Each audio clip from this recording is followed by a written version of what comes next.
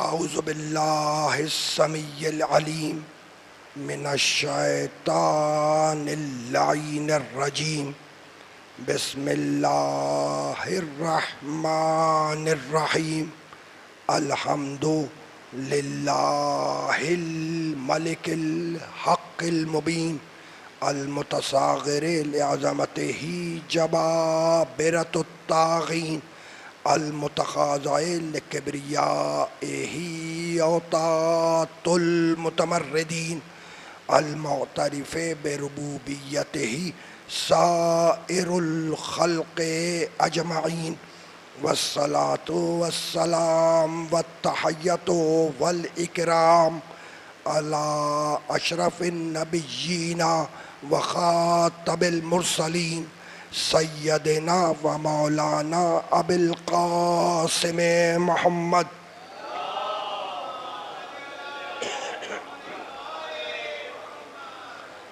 و اہل بیتہ الطیبین الطاہرین المعصومین المظلومین اما بعد فقد قال اللہ سبحانہ وتعالی فی محکم کتابہ المبین بسم اللہ الرحمن الرحیم انا فی خلق السماوات والارض واختلاف اللیل والنہار لآیات لأولی الالباب صلوات۔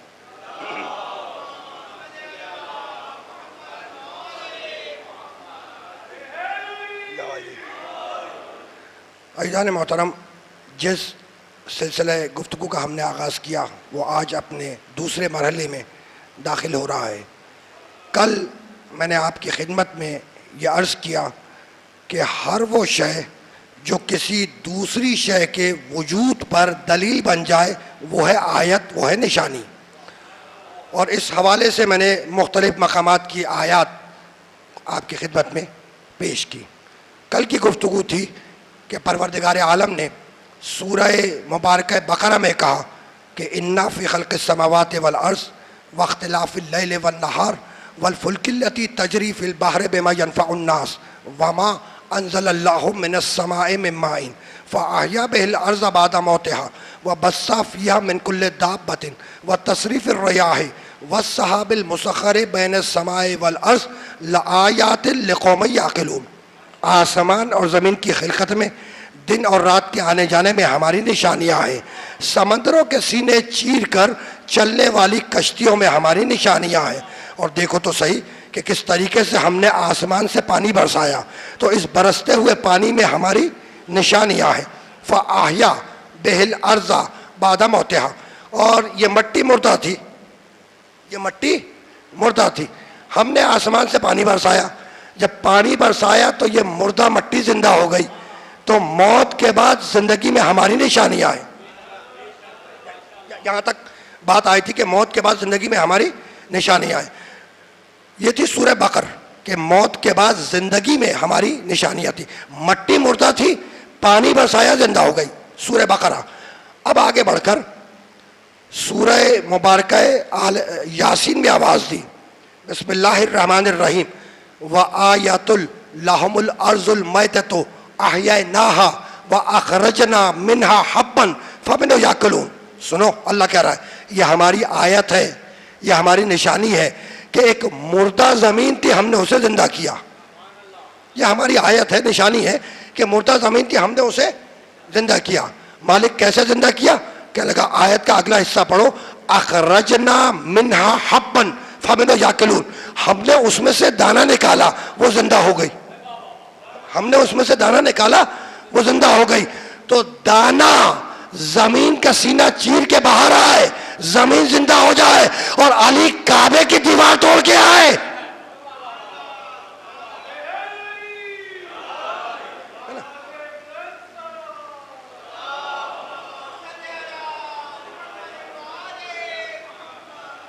علی روح کعبہ بن کر آئے، کعبہ زندہ ہو جائے۔ اچھا، تو اللہ کہہ رہا ہے کہ زمین مردہ تھی، زمین مردہ تھی، ہے نا، ہم نے اس میں سے دانہ نکالا، وہ زندہ ہو گئی۔ زمین مردہ تھی کیا مطلب ہے؟ کیا کسی قبرستان میں جا کے دفن ہو گئی تھی؟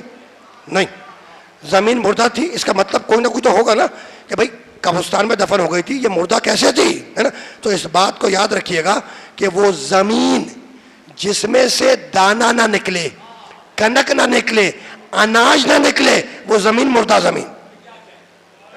وہ زمین جس میں سے دانہ نہ نکلے، کنک نہ نکلے، اناج نہ نکلے، وہ زمین مردہ زمین. اور جس زمین سے دانہ نکلے، کنک نکلے، اناج نکلے، وہ زمین زندہ زمین. اب میں جملوں کو بدل رہا ہوں. اس ملک میں زمیندار بھی تو رہتے ہیں نا.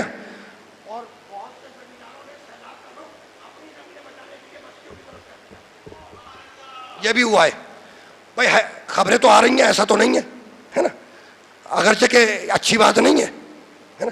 انسانی جان پہلے ہے، بعد میں کھیت کھلیان ہے. پہلے واجب ہے انسان کی جان بچانا، ہے نا. تو اب میں جملوں کو بدل رہا ہوں. زمین مردہ تھی، ہم نے دانہ نکالا، زندہ ہو گئی.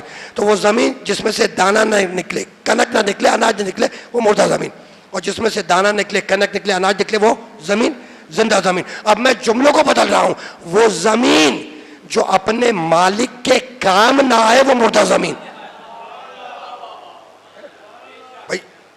بھائی زمیندار ہوں گے، آپ کے پاس زمینیں ہوں گی. اب اس لیے میں نے جملے کو بدلا کہ وہ زمین جو مالک کے کام نہ آئے، وہ مردہ زمین. اور جو مالک کے کام آئے، وہ زندہ زمین. یہ پہنچ گئی بات. وہ زمین جو مالک کے کام نہ آئے، وہ مردہ زمین. اور وہ زمین جو مالک کے کام آئے، وہ زندہ زمین. تو پتہ یہ چلا کہ اللہ مردہ اسے کہتا ہے جو دوسروں کے کام نہ آئے. اللہ مردہ اسے کہتا ہے جو دوسروں کے کام نہ آئے، اور اللہ زندہ اسے کہتا ہے جو دوسروں کے کام آئے. اب یہ اصول ذہن میں رہے تاکہ مجھے نتیجہ دینے میں آسانی ہو جائے. پھر سنیں، اللہ مردہ اسے کہتا ہے جو دوسروں کے کام نہ آئے، اللہ زندہ اسے کہتا ہے جو دوسروں کے کام آئے. اب آگے بڑھ کر سورہ بقرہ میں پھر آواز دی، کیفا تکفرون باللہ وکنتم امواتا فاحیاکم ثم یمیتکم ثم یحییکم ثم الیہ یرجعون. بھائی تم مردہ تھے، مردہ ماں کے پیٹ میں مردہ تھے، ماں کے بطن مادر میں مردہ تھے. آنکھیں تھیں، ٹک کے دیکھ نہیں سکتی تھیں. کان تھے، آواز کو سن نہیں سکتے تھے. ہاتھ تھے، کسی چیز کو تھام نہیں سکتے تھے. پاؤں تھے، لیکن ان میں چلنے کی قوت نہیں تھی. تو تم آنے سے پہلے، دنیا میں آنے سے پہلے ماں کے پیٹ میں مردہ، کسی کے کام نہیں آتے. اور اب جانے کے بعد کفن میں لپٹے پڑے ہو. آنکھیں ہیں، دیکھ نہیں سکتی، کان ہے، سن نہیں سکتے، زبان ہے، بول نہیں سکتی، ہاتھ ہے، کسی چیز کو تھام نہیں سکتے، پاؤں ہے، چل نہیں سکتے، ہے نا. تو تم آنے سے پہلے ماں کے پیٹ میں مردہ، کسی کے کام نہیں آتے. تم جانے کے بعد کفن میں مردہ، کسی کے کام نہیں آتے. تو تم آنے سے پہلے مردہ، کسی کے کام نہیں آتے. جانے کے بعد مردہ، کسی کے کام نہیں آتے. بس ایک خاندان کے دو ملے. میرے نبی نے کہا یا علی نصرتا کل نبی سرن و نصرتنی سرن نجارا. یا علی تو نے آنے سے پہلے سارے نبیوں کی چھپ کے مدد کی. تو علی نے آنے سے پہلے نبیوں کی مدد کر کے بتلایا کہ میں آنے سے پہلے زندہ. اور حسین نے نیزے پہ تلاوت کر کے بتلایا کہ میں جانے کے بعد زندہ.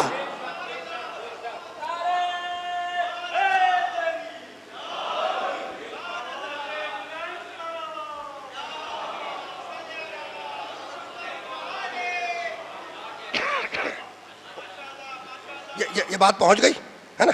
تو اب رکنا نہیں ہے، اس مرحلے پر رکنا نہیں ہے، گفتگو کو آگے جانا ہے. تو وہ اللہ کائنات کے ذرے ذرے کا خالق ہے نا.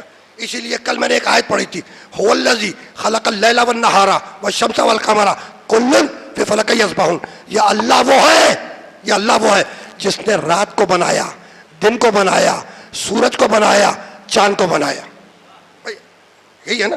اور یہ سب اپنے اپنے میدان میں کلن فی فلک یسبحون، یہ اپنے اپنے میدان میں تیر رہے ہیں. ٹھیک. تو اللہ وہ ہے جس نے رات کو بنایا، دن کو بنایا، سورج کو بنایا، چاند کو بنایا، لیکن نہیں بتلایا کہ رات کو کیسے بنایا، دن کو کیسے بنایا، سورج کو کیسے بنایا، چاند کو کیسے بنایا، پہاڑوں کو کیسے بنایا، کہکشاؤں کو کیسے بنایا، دریاؤں کو کیسے بنایا، سمندروں کو کیسے بنایا، نہیں بتلایا. لیکن جب آدم کو بنایا تو کہنے لگا یا ابلیسو ما منعک ان تسجد لما خلقت بیدی. اے ابلیس، میں نے اس آدم کو اپنے دونوں ہاتھوں سے بنایا.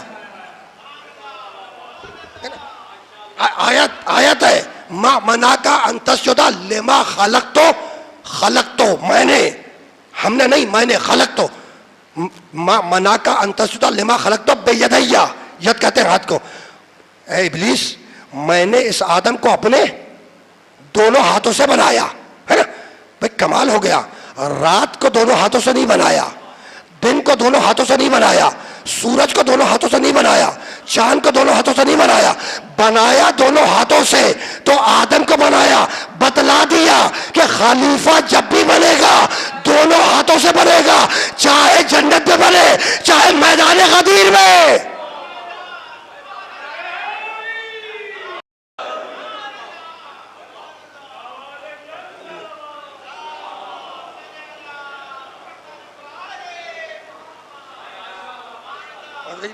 ہے نا بس آہستہ آہستہ گفتگو آگے آ رہی ہے نا. اور جب بنانے لگا، آدم علیہ السلام کو بنانے لگا تو اناؤنسمنٹ کیا، کہنے لگا انی جاعل فی الارض خلیفہ، میں زمین پر ایک خلیفہ بنانے جا رہا ہوں، ہے نا خلیفہ بنانے والا ہوں زمین پر، ہے نا. لیکن رک جاؤ، اس آیت پہ آؤں گا میں، لیکن ایک جملہ حجہ کر دوں. کیا کہنے لگا؟ یا ابلیسو منا کا ان تسجد لما خلقت بیدیا، یا ابلیسو اے ابلیس میں نے اس آدم کو اپنے دونوں ہاتھوں سے بنایا، علم اور قدرت، ٹھیک ہے نا. پھر آیت سنو، آیت ہے یا ابلیسو ما منا کا ان تسجد، بنایا میں نے سجدہ کیوں نہیں کرتا؟ ابلیس نے کیا کہا؟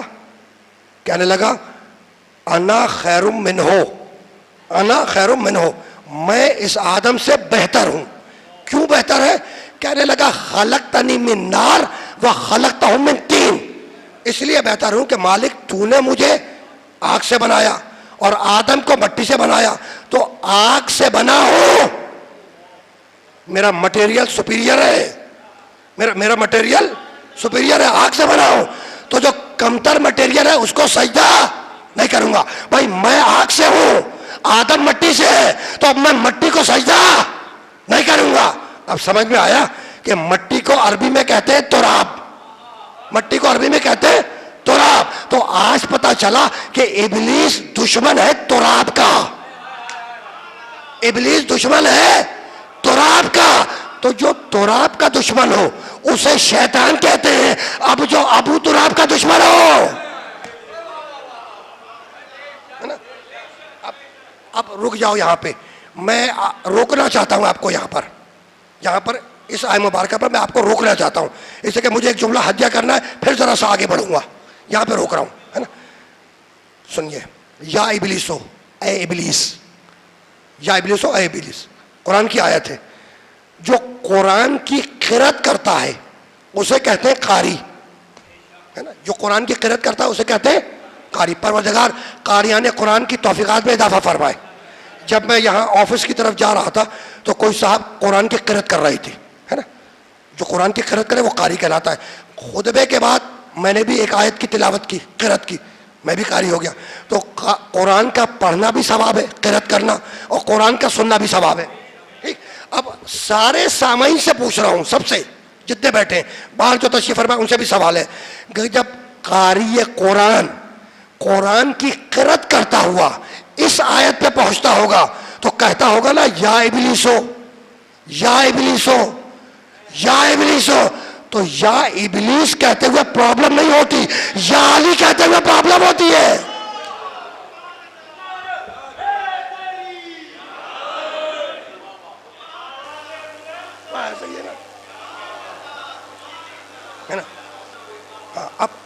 اب یہاں پر روکوں گا میں.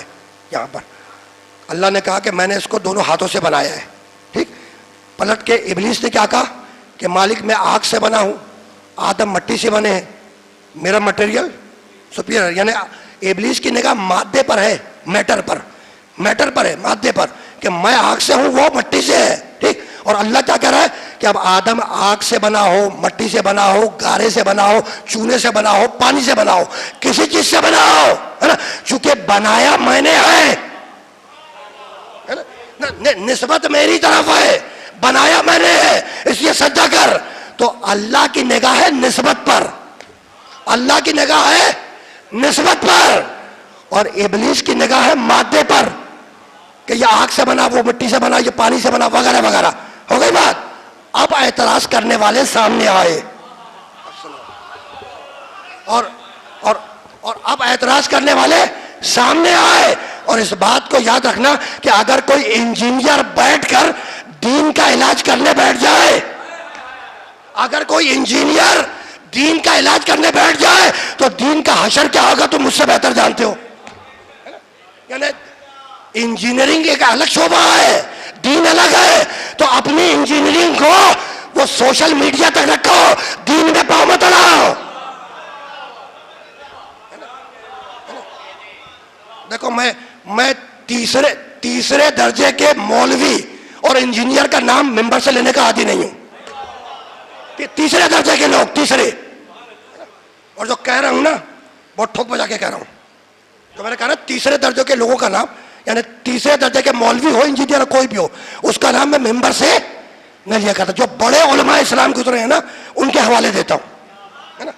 اب بتانے کی ضرورت بھی نہیں ہے، پڑھے لکھے افراد ہیں، ٹھیک ہے نا. وہ ذہن میں رہے، وہ جو کہا نا وہ ذہن میں رہے. اللہ کہہ رہا ہے کہ اب آدم مٹی سے بنا ہو، آگ سے بنا ہو، چونے سے بنا ہو، پانی سے بنا ہو، گارے سے بنا ہو، کسی چیز سے بنا ہو، چونکہ بنایا میں نے سجدہ کر، ہے نا.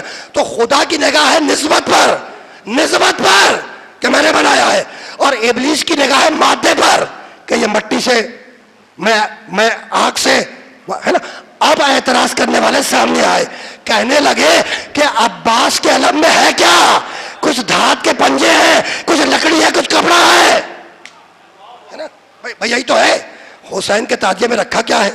کچھ قمقمے ہیں، کچھ کاغذ ہے، کچھ کپڑا ہے نا. بھائی رسول کے منبر میں رکھا کیا ہے؟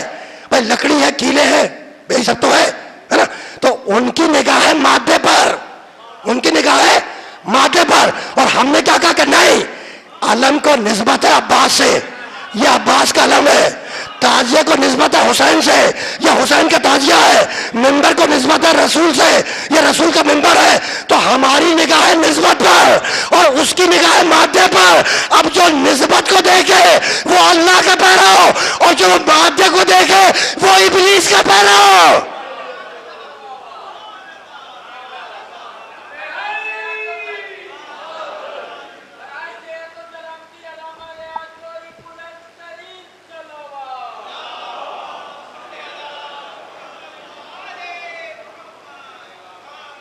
اور ایک جملہ اور بات دیکھو بھائی، ہم تو نسبت کے مارے ہوئے لوگ ہیں.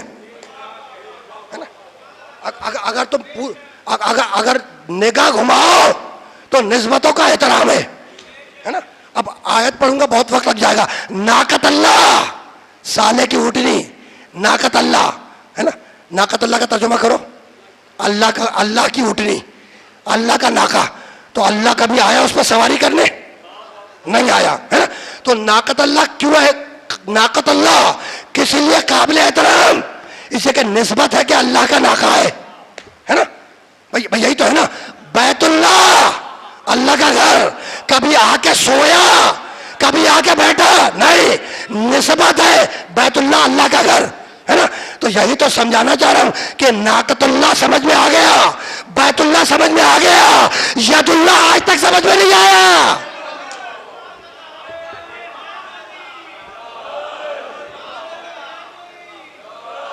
اچھا سنو، میں نے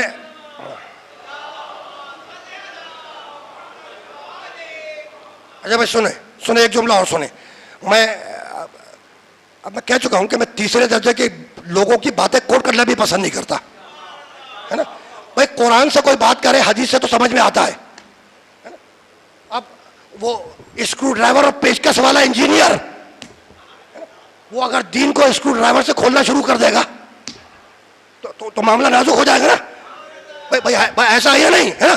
کہنے لگا جانتے ہو عجیب بات ہے. مجھے اس دن احساس ہوا، اب میں سنتا نہیں ہوں یہ سب چیزیں، مجھے کسی نے موبائل فون پہ دکھلا دیا تھا ہے نا. مجھے اس دن احساس ہوا کہ واقعاً تیسرے درجے کا ہے نا، واقعاً تیسرے درجے کا ہے. اور ایک جملے سے احساس ہوا، ایک جملے سے ہے نا، کہنے لگا کہ قرآن اور حدیث سے عباس کا علم ثابت کرو، ہے نا، حدیث سے ثابت کرو، قرآن سے ثابت کرو. اس کو یہ نہیں معلوم کہ جس چیز کی ممانعت نہ ہو، ہے نا، وہ کرنا بھی جائز ہے. اگر شریعت کے قوانین سے نہ ٹکرائے تو اگر اتنا پڑھا لکھا ہوتا تو یہ جملہ نہ کہتا.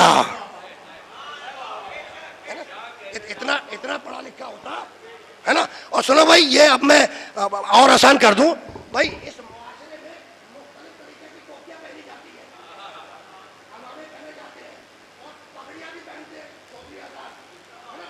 اور میں اس کے آگے ہاتھ جوڑ کے کہہ رہا ہوں کہ جس اسٹائل کی تم پہنتے ہو اسے قرآن و حدیث سے ثابت کرو.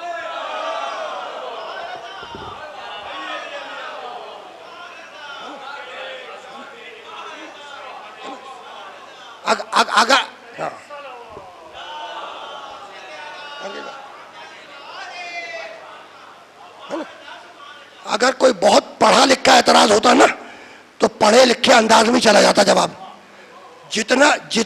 جتنا جس کا معیار ہے اور ظرف ہے اسی حوالے سے ہم نے پلٹایا ہے. رکنا نہیں ہے، ہے نا. اب آ جاؤ اس آیت کی طرف. جب حضرت آدم علیہ السلام کو خلیفہ بنانے لگا تو کیا کہنے لگا؟ انی جاعل فی الارض خلیفہ، انی جاعل فی الارض خلیفہ، میں زمین پر ایک خلیفہ بنانے والا ہوں. انی میں جاعل بنانے والا ہوں فی الارض، زمین میں، خلیفہ. میں نے جان کے ایک لفظ کا الگ الگ ترجمہ کیا ہے تاکہ یہ بائیں جانب جو بچے بیٹھے ہیں نا یہ بھی سمجھ لیں بیٹا کہ یہ قرآن کی آیت ہے. پھر سنو، اللہ کہہ رہا ہے انی میں جاعل بنانے والا ہوں فی الارض، زمین میں، خلیفہ، ایک خلیفہ، ہے نا. پہنچ گئے؟ اب تم کرو ترجمہ. انی میں جاعل بنانے والا ہوں فی الارض، زمین میں، خلیفہ. تو انی میں، تو جب اللہ خود بتلا رہا ہے کہ خلیفہ بنانا میرا کام ہے تو آپ زحمت کیوں کر رہے ہیں؟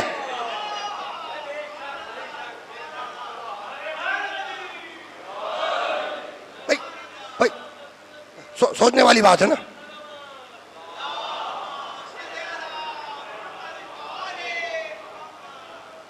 اچھا رک جائے، اب یہاں پہ رک جائے، یہ بات پہنچ گئی نا، یہاں پہ رک جائے. اللہ کی خالقیت کی پالیسی، اللہ کی قرآن میں بے تحاشا آیت ہے خلقت کے حوالے سے. اب وہ آیت سنانا چاہ رہا ہوں جس میں اللہ نے اپنی خالقیت کی پالیسی دی ہے. سورہ قصص 28واں سورہ قرآن مجید کا. یہ درمیان میں بات آ گئی تو ایک آیت سنتے جائیں، ہے نا. کیا کہتا ہے پروردگار سورہ قصص میں 28واں سورہ، بسم اللہ الرحمن الرحیم، وَرَبُّكَ يَخْلُقُ مَا يَشَاءُ وَيَخْتَارُ. اس آیت مبارکہ میں اللہ کی خالقیت کی پالیسی ہے. پھر سنو کیا کہہ رہا ہے، وَرَبُّكَ يَخْلُقُ مَا يَشَاءُ وَيَخْتَارُ، ہے نا. وَرَبُّكَ يَخْلُقُ، اللہ جب چاہتا ہے خلق کرتا ہے، جیسا چاہتا ہے خلق کرتا ہے. یہ پالیسی سمجھ میں آ گئی پروردگار کی، اس کی خالقیت کی پالیسی کہ جب چاہتا ہے خلق کرتا ہے، جیسا چاہتا ہے خلق کرتا ہے. بھائی جب چاہا بنا دیا، جیسا چاہا بنا دیا.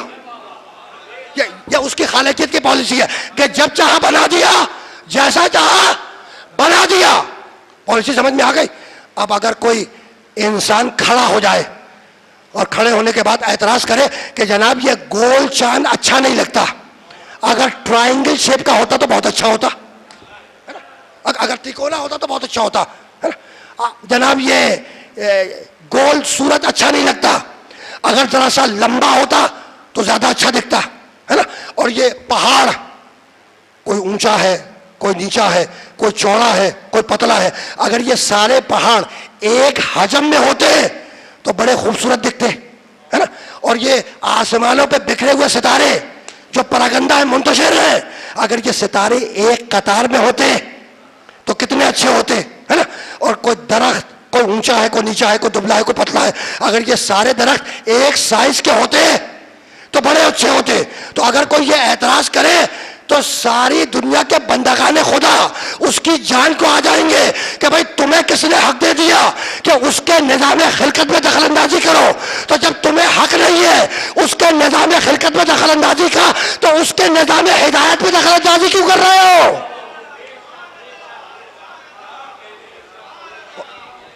یہ پالیسی سمجھ میں آ گئی؟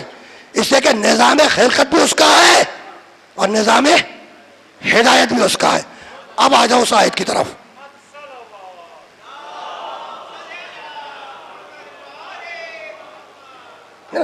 کہنے لگا انی جاعل فی الارض خلیفہ، میں زمین پر ایک خلیفہ بنانے والا ہوں، میں زمین پر ایک خلیفہ بنانے والا ہوں۔ جیسے ہی کہا کہ میں زمین پر ایک خلیفہ بنانے والا ہوں، فرشتے بولے، فرشتے کہنے لگے قالو اتجعل فیہا من یفسد فیہا ویسفک الدماء ونحن نسبح بحمدک ونقدس لک۔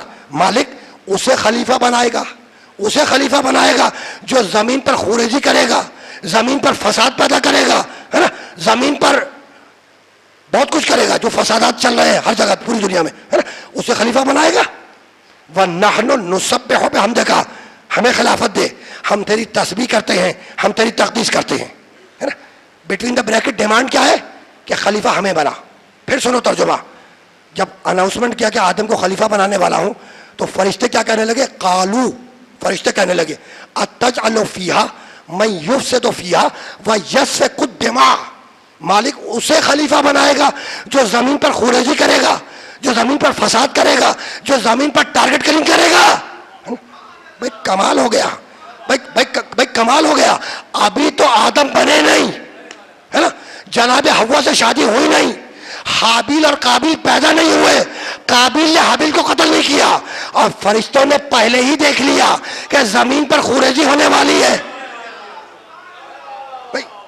بھائی جب قابیل حابیل کو قتل کرے گا جبھی تو یہ خورجی سامنے آئے گی، انسانیت کی پہلی خورجی، ہے نا۔ ابھی تو آدم نہیں بنے، جناب حوا سے شادی نہیں ہوئی، قابیل نے حابیل کو قتل نہیں کیا، اور فرشتوں نے پہلے ہی اس غیب کو دیکھ لیا۔ تو یہی تو سمجھانا چاہ رہا ہوں کہ اگر فرشتوں کے پاس علم غیب ہو سکتا ہے تو فرشتے جن کا جھولا جو نہ ہے۔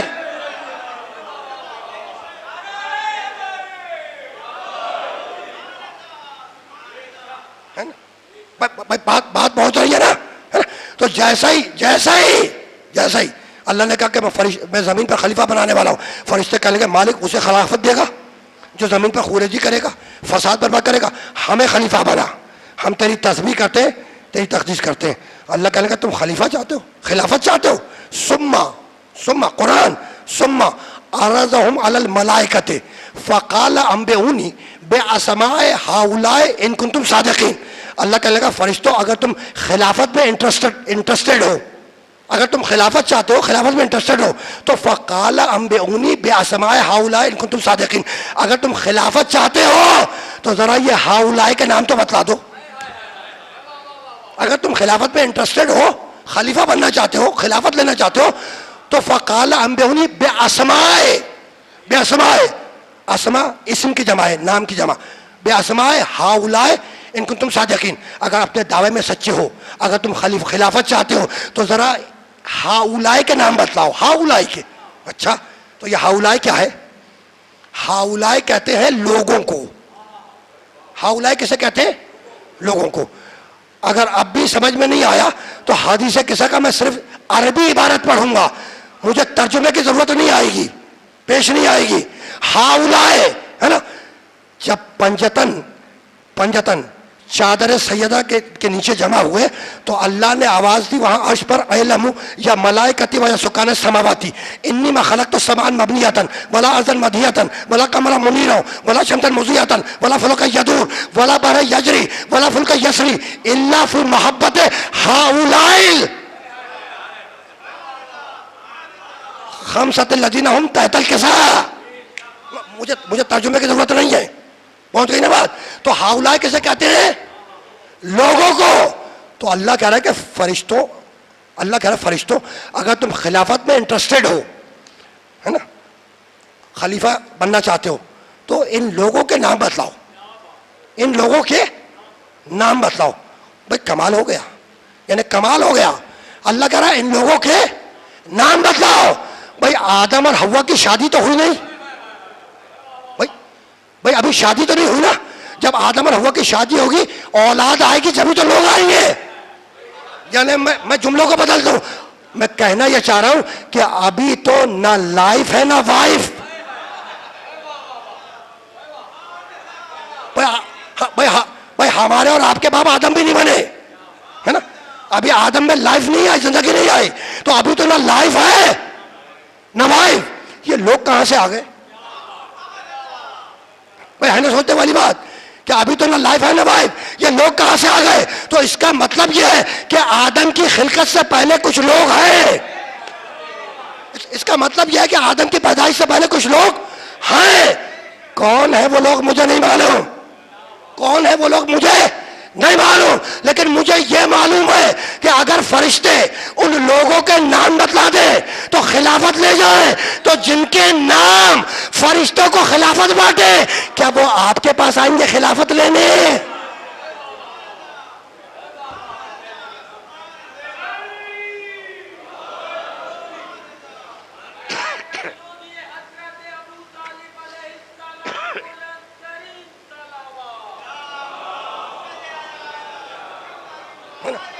بس اب میں نے گھڑی دیکھ لی, گھڑی دیکھ لی بھائی, اپنی بھی دیکھ لی اور سامنے والی بھی دیکھ لی, اور میں آپ کو پتا ہے کل کہہ کے گزرا ہوں والعصر ان الانسان لفی خسر.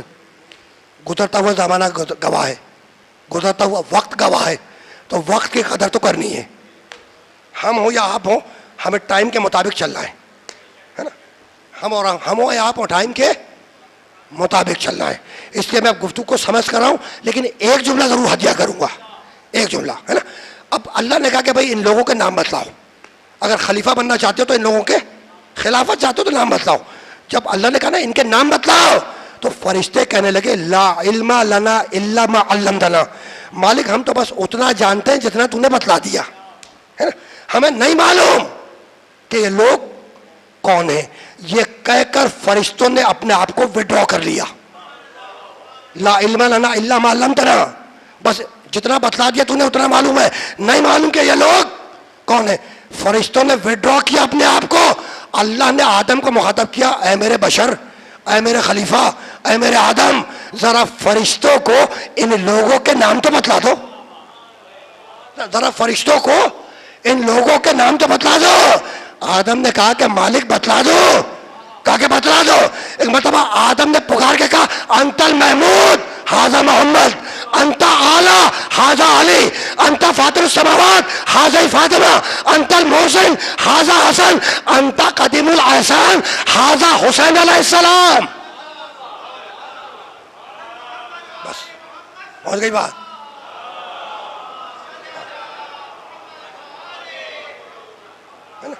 مالک تو محمود ہے یہ محمد ہے, تو اعلیٰ ہے یہ علی ہے, تو فاطر السماوات ہے یہ فاطمہ زہرا ہے, تو محسن ہے یہ حسن ہے, تو قدیم الاحسان ہے یہ حسین علیہ السلام ہے.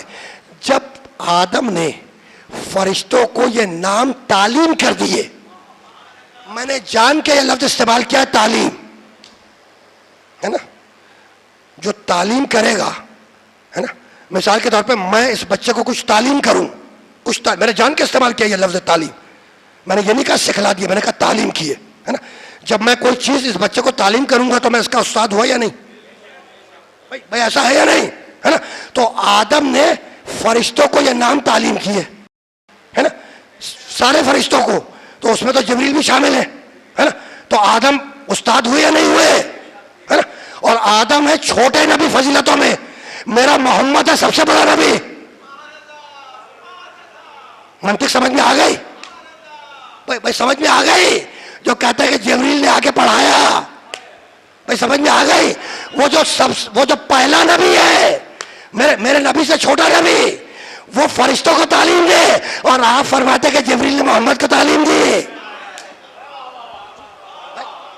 بھائی ایسی باتیں کرنے سے پہلے کم سے کم قرآن تو ڈھنگ سے پڑھ لیا کرو. بھائی فرمان تو سر ڈھنگ سے پڑھ لیا کرو. قرآن اور فرمان رسول اور قرآن ہے نا, بس رکنا نہیں ہے. جیسے ہی آدم نے یہ نام فرشتوں کو تعلیم کیے, جیسے ہی تعلیم کیے, جا کے دیکھنا اللہ فرشتوں کی طرف مڑا اور کہنے لگا فرشتوں اسجدوا لآدم, فرشتوں اسجدو لآدم، اب آدم کو سجدہ کرو، اب آدم کو سجدہ کرو.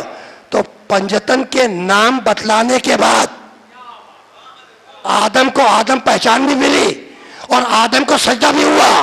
بھائی پنجتن کے نام بتلانے کے بعد آدم کو سجدہ بھی ہوا، آدم کی پہچان بھی ملی. تو یہی تو سمجھانا چاہ رہا ہوں کہ جب پنجتن کے نام نہ بتلا کر آدم آدم نہ رہے تو آپ آدمی کیسے رہ جائیں گے؟ ہے نا؟ بس گفتگو اس مرحلے پر اختتام پذیر ہو گئی. اس پنجتن کا پانچواں ہے حسین. اس پنجتن کا پانچواں ہے حسین. اور اب میں کیسے تمہاری خدمت پہ عرض کروں؟ کچھ نہ کچھ تو عرض کرنا ہے مذاہب کے حوالے سے، لیکن لفظوں کی تلاش میں ہوں کہ کیسے وہ جملہ آپ کی خدمت میں بیان کروں. بھائی پنجتن کا پانچواں کون ہے؟ حسین. اس بات کو یاد رکھیے گا، اس بات کو یاد رکھیے گا کہ پوری کربلا شہزادی زینب نے پال کر دی ہے حسین ابن علی کو.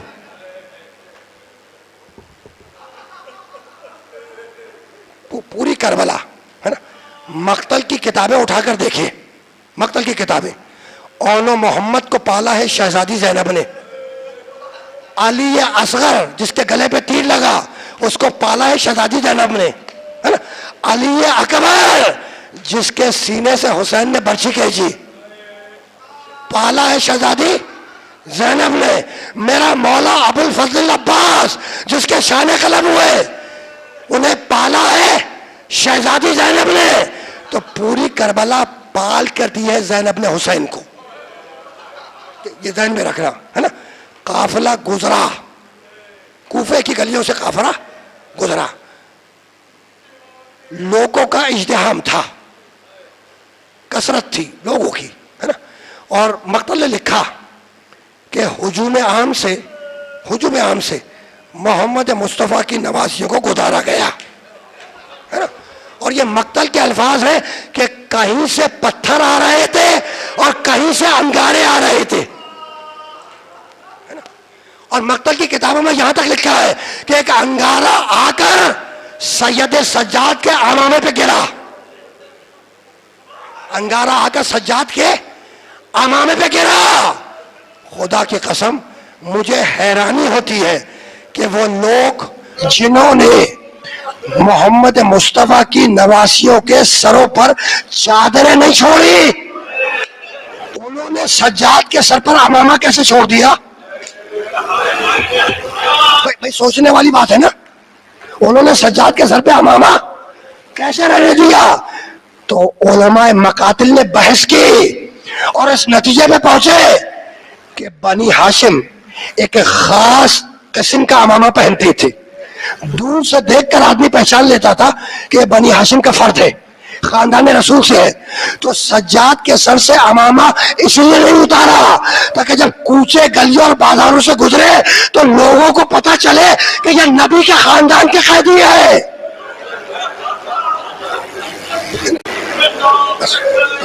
تو تم نے قافلہ گزر رہا تھا، کوفے کی گلیوں سے قافلہ گزر رہا تھا. مقتل لکھتا ہے کہ قافلے کی داہنی جانب ایک مکان تھا جس کی چھت نسبتاً نیچے تھی. اس چھت کے اوپر کچھ خواتین کھڑی تھی. جیسے ہی قافلہ اس گھر کے نیچے پہنچا تو وہ بچی جو حسین کے سینے پر سونے کی عادی تھی،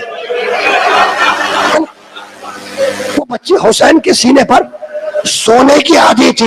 یہی سبب ہے کہ جب شام غریبہ میں شہزادی کو نیند آئی تو مقتل کی طرف چلی بابا کا سینہ تلاش کرنے کے لیے اور یہ کہتی ہوئی چلی کہ کہاں ہو بابا، مجھے اپنے سینے پہ سلا لو بابا.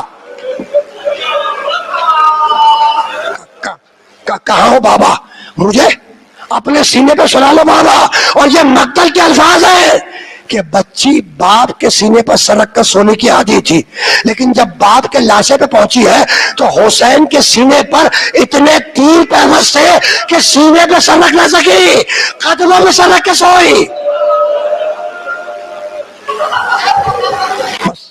آپ نے گریہ کیا، مجلس تمام ہو گئی. میں مختصر سی ایک روایت پیش کروں گا، گفتگو تمام ہو جائے گی. قافلہ اس گھر کے نیچے رکا. اب نہیں معلوم کہ یہ بچی کب سے پیاسی ہے نا. جب قافلہ رکا تو شہزادی سکینہ نے شہزادی زینب کو دیکھا اور رو کر کہنے لگی کہ پھوپھی اماں میں بہت پیاسی ہوں, پھوپھی اماں میں بہت پیاسی ہوں, پھوپھی اماں اجازت ہے کہ میں ان سے پانی مانگ لوں؟ کہ بیٹی اگر مل جائے تو مانگ لے, ہے نا. یہ آواز ایک مومنہ کے کان میں گئی, اس کا نام ہے ام حبیبہ. وہ دوڑ کے نیچے آئی اور کوزہ آپ بھرا لے کر آئی اور شہزادی زینب کے ہاتھ میں دے دیا. ابھی بتلاؤں گا کہ ام حبیبہ نے کیا کہا, ہے نا. لیکن ایک جملہ تو ہدیہ کر دو نا. دیکھو کوفے میں بہت سی خواتین رہی ہوں گی, کوفہ بڑا شہر تھا, ہے نا, لیکن کسی خاتون کا نام, کسی عورت کا نام منبر سے نہیں لیا جاتا. اس بی بی ام حبیبہ کا نام لیا جاتا ہے. کیوں؟ اسے کہ آل محمد کے ایک پیاسے کے لیے پانی کا بندوبست کیا. کوزہ آب لائی, شہزادی زینب کو دیا اور یہ کہہ کے دیا کہ بی بی مجھے معلوم ہے کہ آپ کے قافلے میں یہ چھوٹی بچی, یہ یتیمہ, یہ بہت پیاسی ہے, تو میں اس کے لیے پانی لے کر آئی ہوں, اسے پانی پلا دیجئے. لیکن بی بی ایک گزارش ہے, اور گزارش یہ ہے کہ جب یہ یتیمہ پانی پی لے تو میرے رسول کی حدیث ہے کہ اگر کوئی یتیم دعا کر دے تو وہ دعا بہت جلد قبول ہو جاتی ہے. تو اس یتیمہ سے کہیے کہ میری 3 تمنائیں ہیں, پانی پینے کے بعد میرے لیے دعا کروا دے. بس یہ سننا تھا کہ شہزادی منی سکینہ کی طرف اور کہا بیٹی سکینہ ابھی پانی مت پی, پہلے اس کے لیے دعا کروا دے. بچی نے پکار کے پوچھا کہ اے عورت تیری پہلی تمنا کیا ہے؟ کہا میری پہلی تمنا یہ ہے کہ میرا شوہر مسافرت پر گیا ہے, دعا کرو کہ میرا مسافر خیریت سے واپس آئے. حسین کی مسافر بیٹی, حسین کی پردیسی بیٹی, اس نے ہاتھوں کو بلند کیا اور رو کے کہنے لگی پروردگارا اس کا مسافر خیریت سے گھر کو آئے. آخری جملہ, دوسری تمنا سنو گے؟ بچی نے پوچھا اے عورت تیری دوسری تمنا کیا ہے, سنو گے؟ ام حبیبہ کہنے لگی کہ میری دوسری تمنا یہ ہے کہ میرے پاس بھی تم جیسے چھوٹے چھوٹے بچے ہیں, تو اللہ سے دعا کرو کہ میرے بچے تمہاری طرح یتیم نہ ہو. حسین کی یتیمہ نے ہاتھوں کو بلند کیا اور رو کے کہنے لگی پروردگارا اس کے بچے میری طرح یتیم نہ ہو. آخری جملہ, آخری جملہ, بچی نے پوچھا اے عورت تیری تیسری اور آخری تمنا کیا ہے؟ کہنے لگی میری تیسری اور آخری تمنا یہ ہے کہ اللہ مجھے روضہ رسول کی زیارت عطا فرمائے, اللہ مجھے مدینے کی زیارت عطا فرمائے. جیسے ہی مدینے کا نام آیا, رسول کے روضے کا نام آیا, شہزادی زینب مضطرب ہو گئی اور پکار کے کہنے لگی اے عورت تیرا مدینے سے کیا تعلق ہے؟ کہا میرا ہی تو تعلق ہے. کہا بتلا کیا تعلق ہے؟ کہنے لگی میں نے شہزادی فاطمہ کے گھر میں کنیزی کیا ہے. کہا فاطمہ کے گھر والوں کو پہچانتی ہے؟ کہا کیسے نہیں پہچانتی؟ کہا ذرا نام تو بتلا. کہا شہزادی زینب, میری شہزادی ام کلثوم, میرا شہزادہ حسین, میرا شہزادہ زین العابدین, یہ فاطمہ کے گھر والے ہیں. زینب نے پکار کے کہا کہ اگر زینب کو دیکھ لے تو پہچانے گی. ام حبیبہ کو جلال آ گیا, کہنے لگی اے عورت خاموش ہو جا, خاموش ہو جا. دیکھو شہزادی زینب کی صورت نہیں دیکھی, شہزادی زینب پردے میں تھی. اچھا چادر تو تھی نہیں, تو پردہ کیسا؟ تو بالوں سے چہرے کو چھپایا تھا. محمد کی نواسیوں نے اپنے بالوں سے چہروں کو چھپایا ہوا تھا. جیسے ہی کہا نا, جیسے کہا کہ زینب کو دیکھے گی تو پہچانے گی, ام حبیبہ کو جلال آ گیا, کہنے لگی خاموش ہو جا, خاموش ہو جا. کہاں کوفے کا بازار اور کہاں وہ پاک بی بی زینب. آخری جملہ, کہا وہ پاک بی بی زینب. کہا کہ نہیں بتلانا پڑے گا کہ اگر زینب کو دیکھ لے تو پہچانے گی. کہا کیسے نہیں پہچانے گی, بس یہ سننا تھا کہ زینب نے چہرے سے بالوں کو ہٹایا اور کہا زینب کو دیکھنا ہے تو مجھے دیکھ, اور حسین کو دیکھنا ہے تو نو کے لے کر چلو حسین کو دیکھ.